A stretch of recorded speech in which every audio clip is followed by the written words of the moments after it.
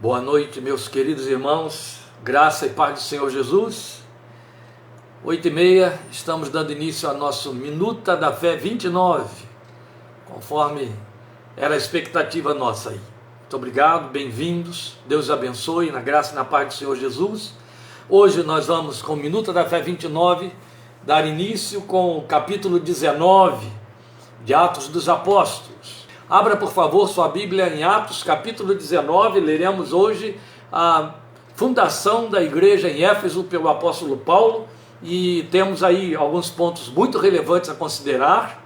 Nós vamos dar sequência ao capítulo 19 na próxima quarta-feira, por causa da abundância de episódios que temos dentro deste capítulo, que precisam ser avaliados passo a passo, sem precipitação, por causa da sua profundidade e importância. Portanto, me acompanhe, por favor, na leitura do capítulo 19 de Atos até o versículo 17. Estaremos lendo de 1 a 17.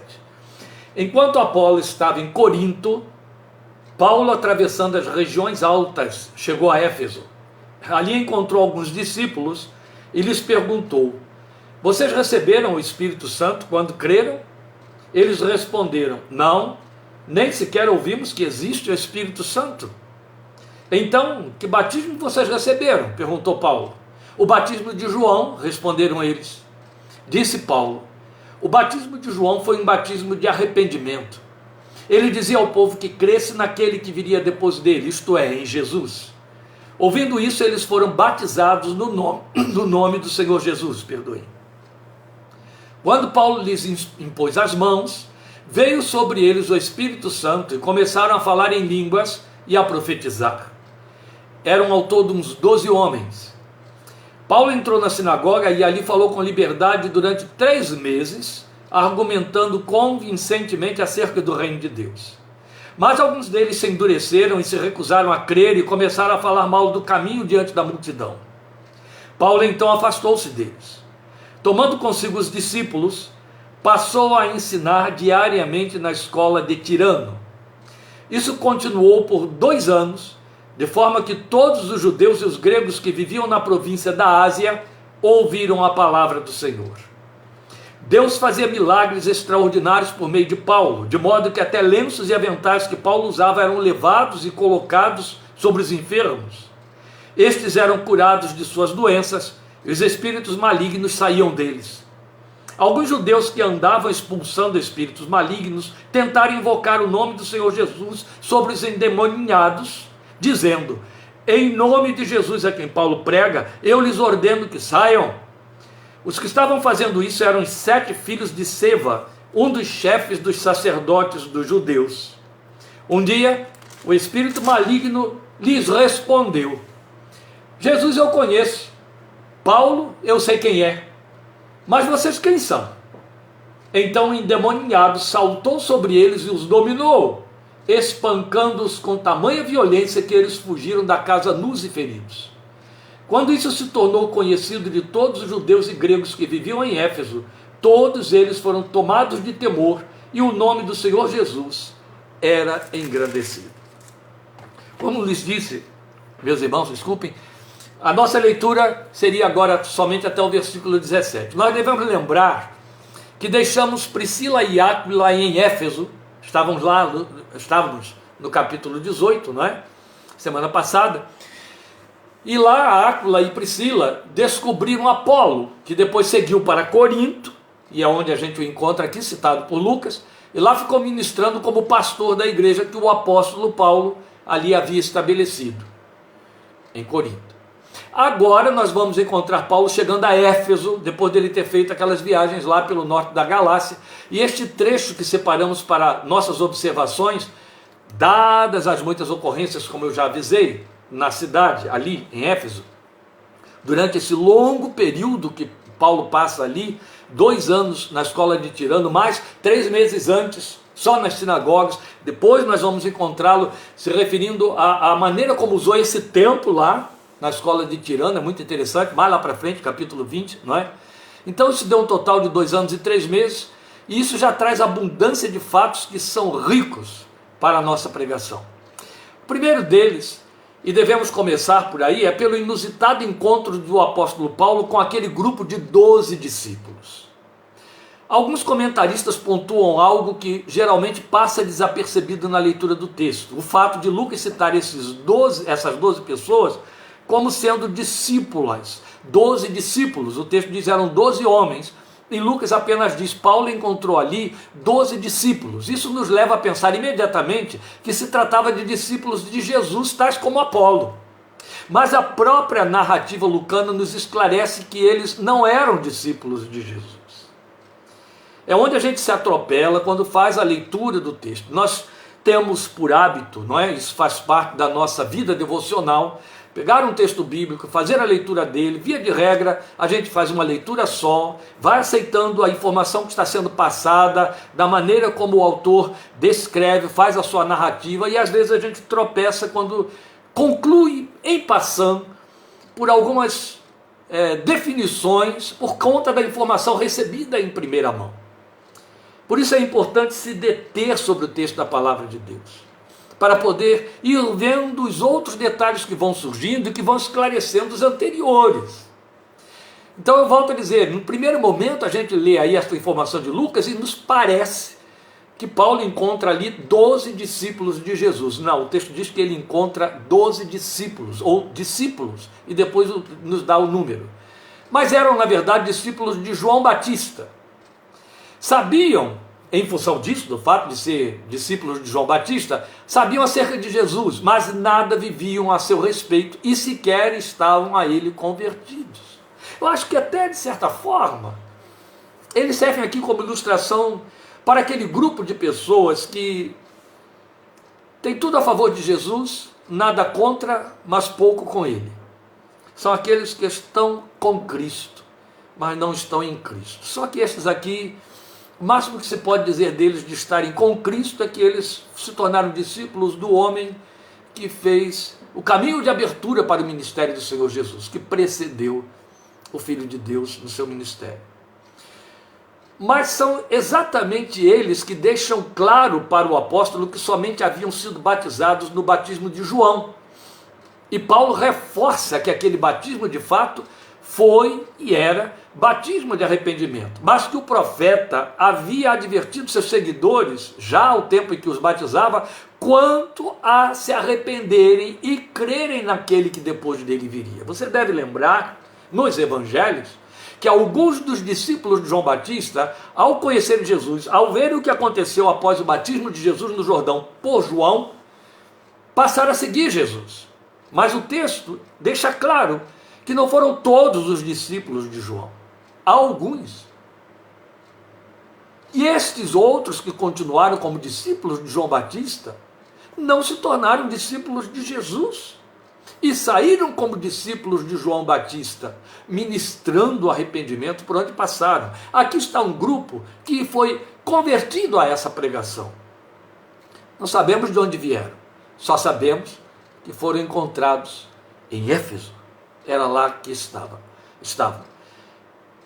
E aí Paulo fala disso para eles, que João Batista havia advertido seus seguidores a que se arrependessem e crescem naquele que depois dele viria. E então Paulo lhes anuncia Jesus. O apóstolo faz uma checagem do discipulado por eles pretendido, perguntando se haviam recebido o Espírito Santo ao crerem.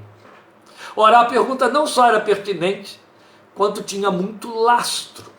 Porque se eram discípulos de João Batista, teriam de conhecer o ensino do profeta que afirmara que Jesus, aquele em quem deveriam crer, viria batizando com o Espírito Santo.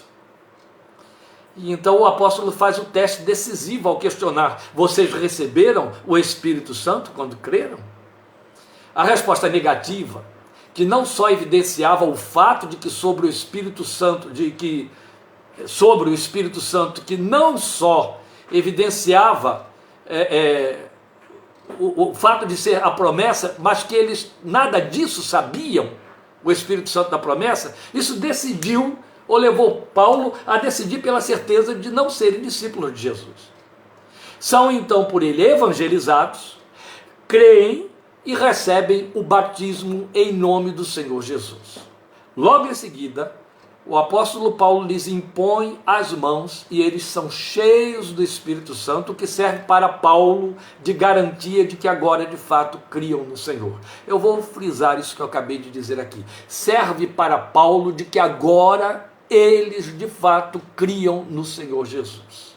De que agora estavam aptos como discípulos do Senhor Jesus. A partir do momento em que Paulo impõe a mão, e aí há evidências de que eles foram cheios do Espírito Santo. Evidências para eles mesmos, os 12, e para Paulo. Mas este texto cria alguma dificuldade para muitos. Não é para poucos nem para alguns. Cria alguma dificuldade para muitos. Vejam, meus queridos, desde o início de nossas considerações em Atos, nós deixamos claro que este livro, sequência do Evangelho de Lucas, é histórico, tem o compromisso de ser histórico, e conquanto inspirado, não deve ser usado por isso mesmo como ponto de reforço doutrinário, não deve, em hipótese alguma, sob o risco de erros, de falta de consistência doutrinária com o todo das Escrituras. Mas sempre há aqueles que, se arrogando o direito de interpretar as Escrituras sem critérios e fazer doutrina de particular interpretação, criam dogmas sobre as narrativas históricas. Isso é muito mal. Há igrejas inteiras, há denominações que funcionam desse jeito. Só para termos uma ideia de algumas aberrações, nos anos 1970, um grupo se levantou rebatizando todos os cristãos que tinham sido batizados sob a invocação trinitária registrada em Mateus 28, em nome do Pai, do Filho e do Espírito Santo, que foi a fórmula, ou a forma, como Jesus estabeleceu que o batismo deveria ser realizado. Esse grupo, não por ser unitarista, mas por fazerem doutrina sobre textos isolados, ou por outras razões que eu não quero especular aqui, porque elas seriam degenerativas, não convém? Então, por fazerem doutrinas sobre textos isolados, esse grupo decidiu que, à luz do que Paulo disse aqui, nesse momento exclusivo histórico, único texto, o batismo só seria válido se feito com exclusividade em nome de Jesus. Posto isto, e via de regra eram pastores, eles rebatizaram todas as suas ovelhas que um dia tinham sido batizadas em nome do Pai, do Filho e do Espírito Santo. Rebatizaram, para poder validar o batismo que deveria ser feito em nome do Senhor Jesus, porque ouviram Paulo dizer isso aqui, exclusivamente para esses 12. Absurdos que agridem a inteligência, mas com multidões que aderiram a tamanha estapafúrdia. Outro tanto, e aí eu peço que você preste bastante atenção. Não dê atenção a nada agora à sua volta, porque é importante que você ouça isso aqui, que você repita a gravação depois, até que isso fique claro para você. Erram aqueles que decidem que esses discípulos de João Batista só se tornaram cristãos porque passaram a falar em línguas e a profetizar depois da imposição das mãos do apóstolo. Aqui nós já temos 2 graves problemas.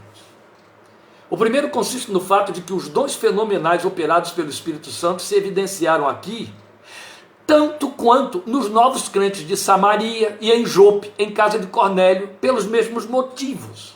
Que motivos? A necessidade de provar a alguém que aquela gente, de fato, era agora aceita na igreja como discípulos do Senhor Jesus, embora não participassem da primeira promessa, não é? Os da casa de Israel. É importante salientar que se os dons fenomenais de línguas e profecia não houvessem se manifestado, as testemunhas dessas conversões, aqui Paulo, os apóstolos em Samaria e Pedro e demais judeus em Jope, não haveria garantia de que houvessem recebido o Espírito de Deus ao crerem. Mas preste atenção no que eu vou lhe dizer agora. Vários outros relatos de conversão, eu estou me referindo a Atos, ao livro de Atos, o livro histórico, onde há vários outros relatos de conversão, como viemos acompanhando quanto ao evangelismo missionário do apóstolo em toda a Ásia e Acaia, não tiveram as mesmas evidências, uma vez que a igreja já havia dado seu veredito e aval de que Deus lhes provara que samaritanos e gentios eram por ele introduzidos na igreja de Cristo. E temos ainda o relato da conversão e batismo do ministro da rainha de Candace por Filipe, sem a mesma manifestação comprobatória. A isto acrescenta-se o fato de que o apóstolo deixou claro, doutrinando a igreja de Roma, que somente podemos ser de Cristo se o Espírito que Jesus asseverou ser quem convence o mundo do pecado, da justiça e do juízo habitar em nós. Se alguém não tem o Espírito de Cristo, esse tal não é dele. Paulo diz textualmente em Romanos capítulo 8. E por ter o Espírito de Cristo, ele não quis significar evidenciação de algum dom, corriqueiro ou fenomenal. Não. Eis porque toda a ênfase de discipulado recai sobre frutos de arrependimento, frutos de novo nascimento. Se a ênfase de termos o Espírito de Deus, se a ênfase de termos nascido de novo recaísse sobre manifestação de algum dom espiritual, quase que a totalidade da igreja cristã em 2000 anos não poderia ser considerada discípula de Cristo e nem cristã. Isso é muito sério. Então a ênfase é arrependimento e frutos de novo nascimento. Se não houver frutos de arrependimento de novo nascimento, cumpre-se a palavra do Senhor Jesus, que disse: pelos seus frutos os conhecereis. Não houve novo nascimento. Outro tanto, dizer-se discípulo pensando e agindo conforme a velha natureza, mais depressa significa que não houve uma experiência de novo nascimento. Logo, a conversão suposta é inócua. Mas a igreja instituição produz essas coisas e valida outras. O outro problema, tanto pior, está no fato de alguns, à luz do que aqui ocorre, também quando entre os samaritanos com Pedro, decidirem que se faz necessário impor as mãos sempre para que alguém seja cheio do Espírito Santo. O fato destas duas ocorrências, mostrarem isso, não valida nenhuma prática doutrinária, em hipótese alguma. Mesmo porque, de onde estamos extraindo estas informações do livro histórico de Atos? A começar porque são dois únicos incidentes narrados contra um número muito maior de ocorrências de conversão sem imposição de mãos, ou mesmo evidência de sinais manifestos. Começa pelos 120 no cenáculo, que foram cheios do Espírito Santo sem que ninguém lhes tivesse imposto as mãos. A despeito disso, falaram em línguas, profetizaram, pelo menos falar em línguas, o texto diz. E outro tanto, ali mesmo em Jerusalém, quando mais de 3.000 foram batizados sem imposição de mãos e sem repetição imediata de evidência de terem sido cheios do Espírito. Alguns apostam no silêncio bíblico, o silêncio das Escrituras. Isso não é via de interpretação, e muito menos de estabelecer doutrina em lugar algum, em religião alguma, muito menos na seriedade da palavra de Deus, no Evangelho de Cristo Jesus, o Senhor.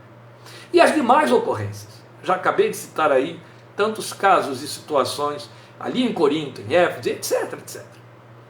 Ademais, nós temos o apóstolo nos ensinando que devemos buscar ser cheios do Espírito com ou sem dons manifestos, buscando esse enchimento a partir de atitudes que deixam a ele o espaço livre para operar. É a lista que ele nos oferece em Efésios 5,19, que se segue ao versículo 18. Em Efésios 5,18, o apóstolo Paulo dá uma ordem, que eu chamo de ordem doutrinária, ordem apostólica. Ela impõe-se sobre mim, sobre você, sobre quem quer que seja que se entende crente em Cristo Jesus. Deixem-se encher pelo Espírito. Ele diz isso claramente lá: não se embriaguem com vinho no qual há dissolução, mas deixem-se encher pelo Espírito. E na sequência, ele vai mostrando como é que você abre espaço para se deixar encher pelo Espírito. Cantando e salmodiando ao Senhor com doutrina e louvor, cantando, sujeitando-se uns aos outros no temor de Deus, e por aí vai afora ali. Ele não diz em nenhum momento, mandando que alguém imponha sobre você a mão. E ele não diz também em nenhum momento que deixe-se encher do Espírito e tenha certeza de que foi cheio a partir do momento em que falar em línguas ou profetizar. Preciso que você tenha a tolerância para ouvir um parêntese que eu tenho de abrir aqui. Por quê? Porque qualquer abordagem que se faça ao Espírito Santo e a manifestação do Espírito Santo, seja em estudo, seja em veiculação de uma transmissão de live, como eu estou fazendo, seja em textos escritos, que não corrobore a tradição pentecostal de que alguém só está cheio do Espírito Santo se falar em línguas, leva essa pessoa imediatamente a ser taxada por fria, vazia, sem o Espírito Santo. Aqui na cidade de Piracicaba, há muitos anos, por conta disso, alguém decidiu que eu era um pastor que não cria no Espírito Santo.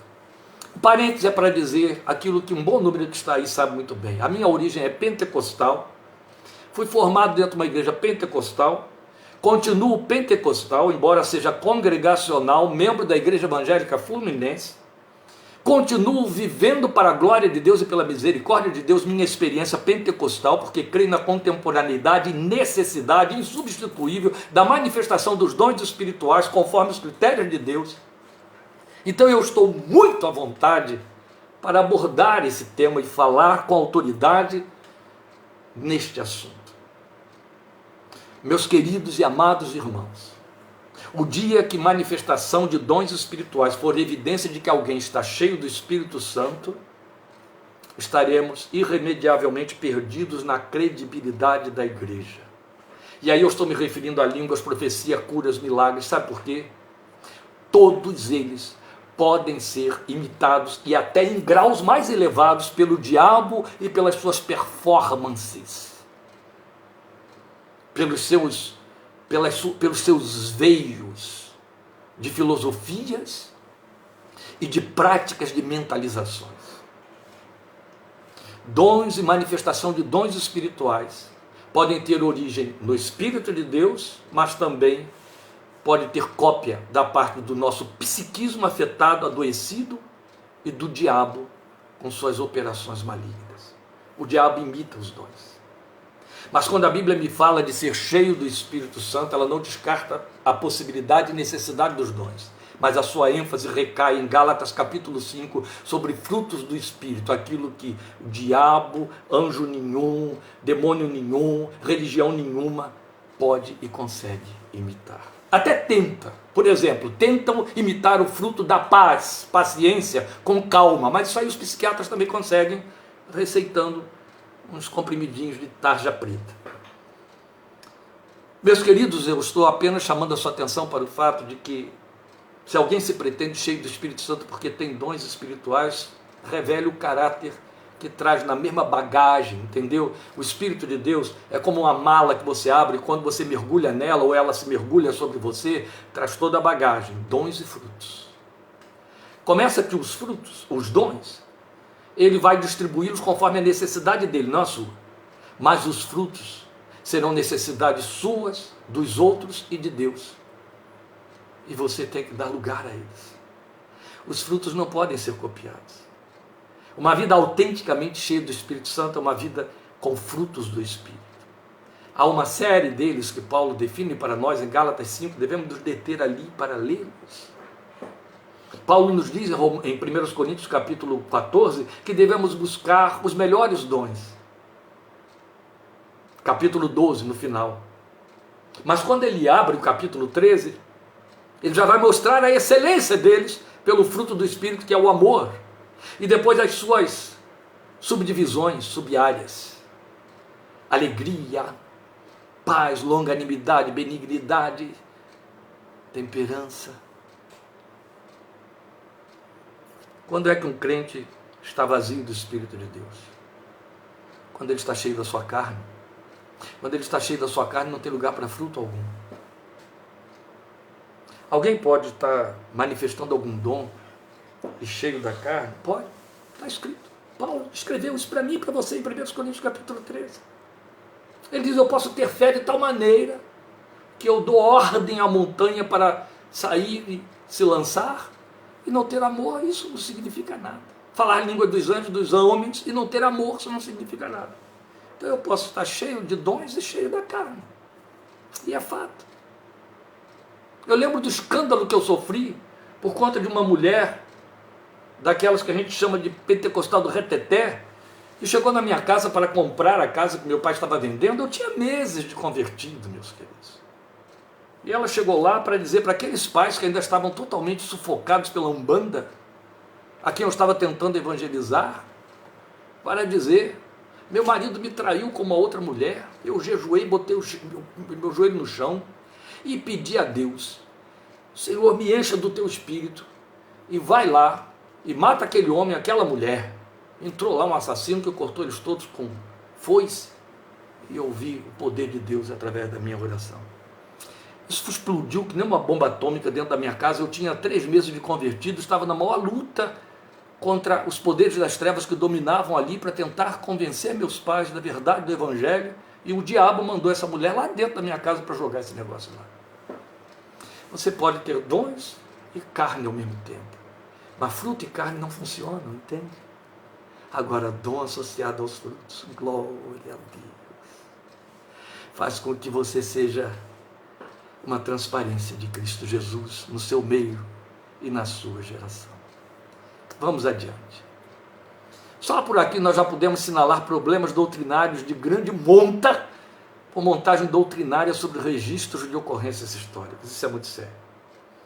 Depois, somos levados a seguir pelo narrador, por Lucas, a tomar ciência de um episódio descrito até mesmo com senso de humor por parte dele, quanto ao fato de Éfeso, sendo uma cidade de profundo envolvimento com o ocultismo, apresentar muitos casos de possessão demoníaca, e o apóstolo ser abundantemente usado por Deus para libertar as pessoas desses espíritos de opressão.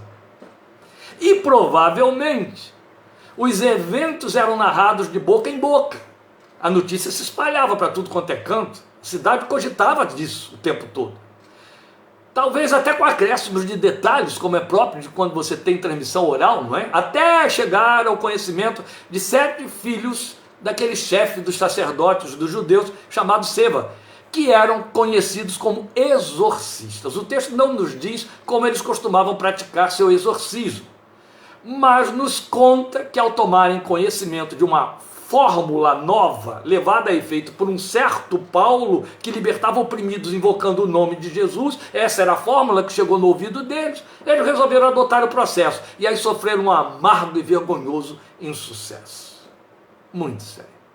Achei muito interessante que o diabo, quando falou através do endemoniado, chegou para eles e disse: eu conheço Jesus, e também sei quem é Paulo, mas vocês, quem é que vocês são? Como que era importante para ter autoridade pelo diabo ser conhecido? Conhecido como quê? Qual é a origem espiritual de vocês? Qual é a procedência espiritual de vocês? Onde é que vocês têm autoridade sobre mim? Adquirirem quem? Estão como? E aqui de novo nós aprendemos uma sagrada lição.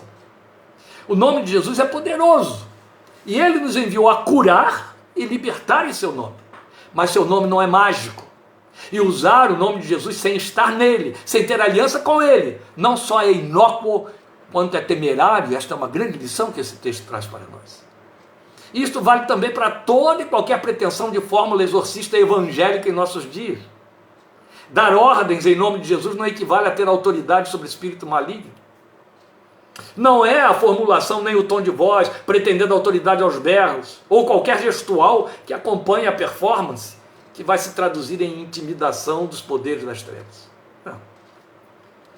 Laboram em erro os que pretendem que invocar o nome de Jesus é tudo quanto basta para se investir de autoridade espiritual sobre espíritos decaídos. Não. O Senhor Jesus deixou claro que nos deu autoridade sobre todo o poder do mal. E esta autoridade está vinculada à nossa vida em sua vida, nossa aliança com Ele, confessional, operacional e verdadeira. É bastante atentarmos ao que o apóstolo Paulo informa e ensina no texto em que nos fala de nossa luta contra os poderes das trevas, lá em Efésios capítulo 6. Logo no encerramento do texto doutrinário ele diz: finalmente, fortaleçam-se no Senhor e na força do seu poder, ou do seu forte poder, como diz a minha versão. E aí ele passa a seguir a usar de metáforas que nos ensinam em que consiste esse ficar firme no Senhor. Fiquem firmes no Senhor e na força do seu poder. Aí usa então de metáforas, eu vou reforçar, alegorias, metáforas, para nos ensinar em que consiste o ficar firme no Senhor. Então não se trata de adereços, como reduzem pobremente aqueles que não conseguem ir além da mera letra. Mas trata-se de tomada de posição na vida de fé, com eficácia testemunhal e devocional, que ele chama de toda a armadura de Deus. Alguém pensa que se trata de adereços espirituais invisíveis que são colocados na vida do crente e que o diabo enxerga. Meu Deus, isso é... né? Não estou falando de fé não, estou falando de inteligência mesmo, isso é muito sério. E então ele delineia para nós as implicações de posicionamento por fé na vida de comunhão com Cristo Jesus, em Cristo Jesus. Qual é esse posicionamento? Ele fala do envolvimento com a verdade, com a justiça, a disposição para pregoar o evangelho que pacifica. É isso que você lê lá na forma dos adereços. Ele fala da fé. Quando ele fala de escudo da fé, ele está falando, proteja-se nela, exerça a sua fé. Ele fala da convicção de estar salvo, que ele chama de capacete da salvação. Guarde a sua mente com a convicção da sua salvação. Isso vai inibir fobias sobre a morte, entende? Vai inibir esses traumas, as crises de pânico, os estados de ansiedade a respeito da morte. A convicção da salvação dominando o entendimento, dominando a mente. Você vê que ele falou de fé e depois ele vai falar sobre esse capacete da salvação. Convicção plena. E o adestramento na palavra de Deus é a última coisa que ele põe, calçados os pés na preparação do evangelho da paz. Preparados no evangelho, pés calçados, pés calçados, pés calçados. Você não anda descalço quando você vai na rua. Primeiro que é feio, segundo que machuca, terceiro que é perigoso. Mas a gente se atreve a enfrentar o mundo espiritual, deixando que alguém leia a Bíblia para nós uma vez por domingo, não nos encostando nela, não nos alimentando dela. Meu Deus. Depois quer que as coisas funcionem bem, que haja vida espiritual, que haja espiritualidade, que haja testemunho. Não dá certo, irmãos. É esta palavra que nos santifica, é esta palavra que nos prepara, é esta palavra que nos comunica a graça, a mensagem, a promessa, os segredos de Deus para o nosso coração. E tudo isso ele fala aqui em forma alegórica, só para favorecer a aprendizagem. Não é para apregoar aí talismãs, de jeito nenhum. É para favorecer a fixação do ensino. E com isso nos mostra enquanto implica ter autoridade espiritual pelo nome e em nome do Senhor Jesus. Portanto, não se trata de fórmulas, de treinos ou adereços. É vida nele e com ele. Me permitam ilustrar isso aí para encerrar, embora eu já esteja passando 2 minutos, mas você vai jantar com um pouco mais de fome. Me permita encerrar isso aqui.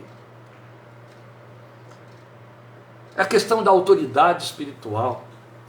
Isso vale também para qualquer tipo de dom espiritual. Criou-se por comodidade, por um lado, da parte dos crentes que não querem pagar o preço de uma vida com Deus, e então se encostam, se escondem por detrás daqueles que apregoam ter dons, ou de fato têm, e aí eles usufruem benefícios através desses, quando na verdade não tem o menor interesse em desenvolver a sua vida espiritual. E dentre estas coisas todas, alguns se arrogam essa autoridade, esse segredinho dos filhos de Tiago. Filho de Tiago aqui é uma expressão que se usa com respeito a uma seita que surgiu no primeiro século da era cristã, os que entendiam que tinham segredos espirituais só deles, que Deus tinha passado só para eles, esqueceu o resto da igreja. Essa tontice não existe entre nós, porque tem aqueles que entendem que são esses os privilegiadinhos. Mas porque eu oro, porque eu jejuo, porque eu faço, eu sou super crente, então eu tenho poderes e dons. E aí surgem entre nós também os exorcistas, aqueles que expulsam demônios o tempo todo. Aliás, expulsam demônios até de onde não estão e em quem não estão também, o tempo todo. E aí as pessoas acreditam que esses são dotados de um dom especial chamado exorcismo, ou expulsar demônios, e eles se escondem atrás de um das prerrogativas apresentadas por Paulo em 1 Coríntios 12, como discernimento de espírito. Diz que é por isso que há 31 anos, quando eu cheguei aqui no interior de São Paulo pela primeira vez, eu lembro que eu estava sendo esperado numa igreja aqui pertinho de mim, em Pirassununga. Vim com Lília já estava grávida de Laís, ainda não havia o trabalho em Rio Claro, nem se pensava, nem se sabia que existia Rio Claro, muito bem o trabalho lá. Mas eu vim para fazer um trabalho numa igreja aqui em Pirassununga, a igreja do Ministério Cristo Vive, do pastor Marcos Campos dos Santos. E aí eu estava sendo esperado, cheguei com ela na rodoviária, fomos a pé até a igreja que ficava ali pertinho, até o templo, encontramos tudo aberto, mas vazio, e então entramos e ficamos sentados. Os que nos esperavam talvez não esperassem que a gente fosse chegar tão cedo. Naquele tempo, né, não havia celular, não havia internet, não havia nada disso, você tinha mesmo que deduzir tempos e estações. E aí chegamos cedo, ficamos sentados lá no salão, salão totalmente vazio, andei assim pelos fundos da igreja, vi que não tinha ninguém, e o telefone começou a tocar. Aí eu falei para a Lília, eu vou atender, porque vai que é alguém que supõe mesmo que já estejamos aqui e quer confirmar isso aí, esteja ligando, e não há ninguém para atender o telefone, aqui é uma igreja, vou atender. Fui lá e atendi. Aí peguei o telefone, quando atendi, uma voz feminina falou do outro lado, é o pastor Kleber? Eu pensei, era isso mesmo, a pessoa estava querendo testar se eu já cheguei. Sim, sou eu mesmo. Ai, pastor, pode vir aqui rapidinho, por favor, me socorrer. Eu falei, minha irmã, eu mal sei o aqui que eu fiz entre a rodoviária e o templo. Não conheço nada da cidade, não sei para onde é a direita nem para onde é a esquerda. Onde é o seu aqui? É aqui na Santa Casa de Misericórdia. Hoje eu sei onde é a Santa Casa de Misericórdia de Pirassununga. Naquele tempo não podia nem imaginar e eu estava a pé. E seria muito longe para ir a pé até lá. Eu disse, o que se passa? É que eu sou enfermeira aqui dentro, eu estou de plantão e trouxeram um homem que os médicos estão querendo aplicar nele o cega-leão, porque ele está todo amarrado de cordas, ele está vociferando, ele está enfurecido, e os médicos querem aplicar a injeção nele, e eu já vi que é operação maligna, e eu pedi aos médicos a esperarem um pouquinho, que eu ia catar um pastor para vir aqui expulsar o demônio dele. O pastor pode vir? Eu falei, não sei onde é, não tem como ir aí, você está aí. Ai, pastor, mas eu nunca fiz isso. Está na hora. Pastor, irmã, você é crente em Jesus? Sou. Então você tem autoridade no nome do Senhor Jesus. Se você acha que tem demônio aí, impõe a mão, ou sem impor a mão, manda esse demônio sair em nome do Senhor Jesus. E desliguei o telefone. Foi assim mesmo como vocês estão ouvindo. Lília está aí, testemunha, está ouvindo aqui esse relato. Desliguei o telefone e continuei esperando que aparecesse alguém da igreja para nos receber. Daqui a pouco o telefone toca de novo. Eu atendo de novo. Pastor, deu certo. Era ela. O que deu certo? Eu fiz o que o pastor falou, fiquei surpresa. Eu disse, sai dele em nome de Jesus. O homem se aquietou. Soltaram as cordas todas e os médicos olharam para mim. O médico que estava de plantão com ela olhou para mim e disse, então não precisa mais dar injeção? Não precisa. Olha, lá no centro da minha mãe eu estou acostumado a gente invocar para que eles entrem nas pessoas, mas eu nunca vi tirar. Foi assim que ela nos relatou, me relatou por telefone. Aí disse, ele foi trazido aqui pelo patrão dele, um fazendeiro. O fazendeiro pode levar ele aí para o pastor orar por ele? Ele pode. E daqui a pouco chegou mesmo, num carro, um homem, ainda meio zonzo, coitado, as marcas de cordas nos pulsos, entrou, aí eu evangelizei, não houve mais demônio nenhum, já tinha sido expulso, foi embora. Eu espero que este relato que eu estou lhe passando, que muitos aí já conhecem, os que já me ouviram ao longo dos anos, já ouviram esse relato várias vezes, ajude você a entender que todos nós estamos debaixo da autoridade que nos foi passada pelo Senhor Jesus em nossa aliança com Ele.